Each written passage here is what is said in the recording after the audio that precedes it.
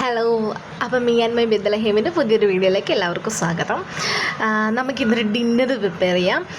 ഞാനിന്ന് പുട്ടും ബീഫ് കറിയുമാണ് ഉണ്ടാക്കുന്നത്. നമ്മളിന്ന് ഫിഷ് വാങ്ങാൻ വെച്ചിട്ടാണ് പോയത്, പക്ഷേങ്കിൽ ജിനുവിന് കിട്ടിയേക്കുന്നത് ബീഫാണ്. സോ ഇത് ഇവിടെ വന്നു കഴിഞ്ഞിട്ടാണ് ബീഫാണെന്ന് അറിഞ്ഞത്, കാരണം ഞാൻ ഫിഷ് ആണ് എക്സ്പെക്റ്റ് ചെയ്തിരുന്നത്.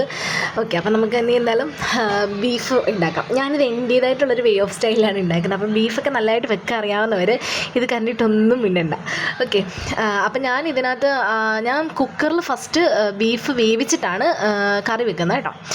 സോ അപ്പം ഞാൻ ആദ്യം ഇതിനകത്ത് ജിഞ്ചർ, അതുപോലെ തന്നെ ഗാർലിക്ക്, പച്ചമുളക്, ഇത് മൂന്നും ഒന്ന് നല്ലതായിട്ട് ചതച്ചിട്ട് ബീഫിൽ മിക്സ് ചെയ്തു.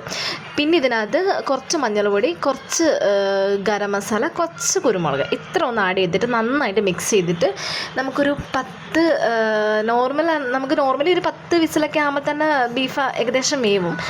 പക്ഷേ അതിൽ കുട്ടീനൊക്കെ കൊടുക്കാനായതുകൊണ്ട് ഒരു 12 വിസിലായിരിക്കും നല്ലത്. ബിക്കോസ് അതാണെങ്കിൽ ഒന്ന് സോഫ്റ്റ് ആവും ഒരു 12 വിസിലൊക്കെ ആകുമ്പോഴത്തേനും. അത് നമുക്ക് കുക്കറിൻ്റേതും ബീഫിൻ്റേതും അതനുസരിച്ചിരിക്കും.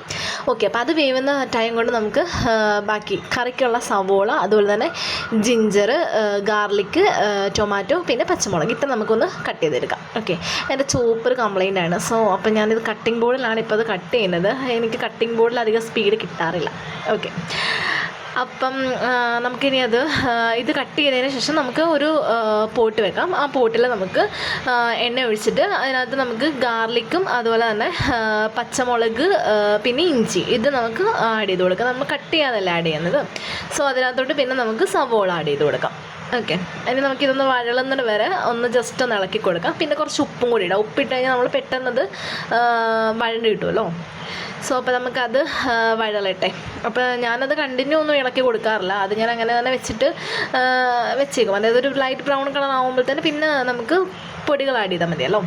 പിന്നെ ഞാൻ ഇതിനകത്ത് കുറച്ച് കറിവേപ്പില ഇട്ട് കൊടുക്കുന്നുണ്ട് കേട്ടോ. അതായത് ആ സവോളയും കറിവേപ്പിലയും കൂടെ എണ്ണയിൽ തിളയ്ക്കുമ്പോൾ ഒരു ഫ്ലേവറിൻ്റെ ഒരു സ്മെല്ലുണ്ടല്ലോ, അത് നല്ല രസമുണ്ട്. ഓക്കെ, അപ്പം നമുക്ക് ഇതൊന്ന് ബ്രൗൺ കളറാവട്ടെ. ബ്രൗൺ കളറായി കഴിഞ്ഞിട്ട് നമുക്കിതിനകത്ത് മുളക് പൊടി, അതുപോലെ തന്നെ മീറ്റ് മസാല, പിന്നെ മല്ലിപ്പൊടി, പിന്നെ കുരുമുളക് പൊടി. ഞങ്ങൾക്ക് ഈ മുളക് പൊടീൻ്റെ ഒരു ഫ്ലേവറിനെക്കാട്ടിൽ ഞങ്ങൾക്ക് രണ്ടുപേർക്കും ഇഷ്ടം കുരുമുളകിൻ്റെ ഒരു ഫ്ലേവറാണ് കേട്ടോ. അപ്പോൾ നമ്മൾ ഇതിനകത്ത് മുളക് പൊടീനെക്കാട്ടിൽ കൂടുതൽ കുരുമുളക് പൊടിയാണ് ആഡ് ചെയ്ത് കൊടുക്കുന്നത്. സോ അപ്പോൾ ഒരു ഒരു റോസ്റ്റിൻ്റെ ഒരു ഇതും കിട്ടും, ആ ഒരു ഫ്ലേവറും കിട്ടും. നമുക്കിനി കുരുമുളക് പൊടിയും കൂടെ, അതായത് ആദ്യം മുളക് പൊടിയും മഞ്ഞൾപ്പൊടി, അതുപോലെ തന്നെ മല്ലിപ്പൊടി, ഇത്ര നമ്മൾ മിക്സ് ചെയ്തതിന് ശേഷമാണ് ഈ കുരുമുളക് പൊടി ഇട്ട് മിക്സ് ചെയ്യുന്നത് കേട്ടോ. അപ്പോൾ അത് ഏകദേശം ഒന്ന് ആ ഒരു പച്ചമണം മാറി കഴിയുമ്പോൾ നമുക്ക് ആ കുക്കറിൽ വേവിച്ച് വെച്ചേക്കുന്ന ഇറച്ചി ആദ്യം നമുക്ക് ആ മീറ്റ് വെന്ത വെള്ളം ഒന്ന് ആഡ് ചെയ്ത് കൊടുക്കാം. ഞാൻ ഓൾറെഡി പറഞ്ഞല്ലോ, ഇത് ഞാൻ എൻ്റേതായിട്ടുള്ളൊരു ഇതിലാണ് വെക്കുന്നത് കേട്ടോ. ആ ഒരു വെള്ളം ഒഴിച്ചിട്ട് നമുക്കിത് ജസ്റ്റ് നന്നായിട്ട് ആ മസാലയുമായിട്ടൊന്ന് മിക്സ് ചെയ്ത് കൊടുക്കാം കേട്ടോ. അപ്പോൾ ആ ഒരു മസാലയും ഈ ഒരു വെള്ളവും കൂടെ ഒരു ഏകദേശം ഒന്ന് എണ്ണ തെളിഞ്ഞ് ആ ഒരു ഇതാവുമ്പോഴത്തേന് നമുക്ക് മീറ്റ് ആഡ് ചെയ്ത് കൊടുക്കാം.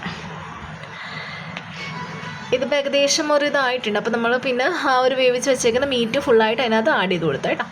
ഓൾറെഡി നമുക്ക് ഇറച്ചി വെന്തതാണ്.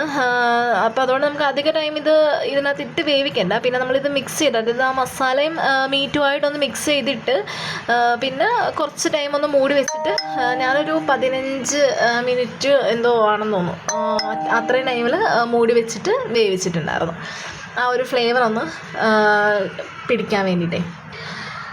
സോ അപ്പോൾ ഏകദേശം നമുക്കത് വെന്തിട്ടുണ്ട്. ഇത് ഞാനൊരു 15 മിനിറ്റ് കഴിഞ്ഞിട്ട് ഓപ്പൺ ചെയ്തേക്കുന്നതാണ് കേട്ടോ. അപ്പോൾ അത് പിന്നെ ഞാനൊരു 5 മിനിറ്റും കൂടെ അത് മൂടി തുറന്ന് വെച്ചിട്ടും കൂടെ ഒന്ന് വേവിച്ചിട്ടുണ്ടായിരുന്നു, ആ ഒരു മസാല പിടിക്കാൻ വേണ്ടിയിട്ട്. അപ്പോൾ നമ്മൾ പുട്ടും കറി റെഡി ആയിട്ടുണ്ട്. പുട്ടും റെഡിയായി. പുട്ടിൻ്റെ വീഡിയോ എടുത്തില്ല. സോ എനിക്ക് പുട്ട് കഴിക്കാൻ അധികം വശമില്ല.